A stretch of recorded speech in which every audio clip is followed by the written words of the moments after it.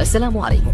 لا تنسوا الاعجاب بالفيديو والاشتراك في القناة تشجيعا لنا لنستمر بنشر المزيد إن شاء الله. تصريح خطير من أمين جويري في أول ظهور له بعد تغيير جنسيته صدم الجزائريين ويقصف مدرب فرنسا، لكن قبل المرور للتفاصيل عطروا ألسنتكم بالصلاة على الرسول محمد عليه الصلاة والسلام، وضعوا لايك للفيديو واشتركوا في القناة ليصلكم كل جديد.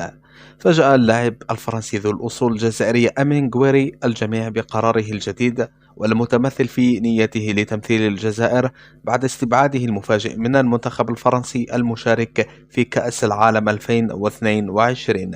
وقال في تصريحه لوسائل إعلام فرنسية: لا، قد مورست علي ضغوطات كبيرة قبل المونديال لتمثيل الديوك رغم تمسكي باللعب للجزائر مثلما وعدت الاتحادية الجزائرية في سبتمبر الماضي، لكن تهديد رئيس الاتحاد الفرنسي لكرة القدم مانويل لوغريتلي جعلني أتراجع عن موقفي وأعطي الضوء الأخضر لديدي ديشان لاستدعائي، لكن الأخير خدعني مثلما غادر بالنجم كريم بنزيما المتوج بالكرة الذهبية لهذه السنة.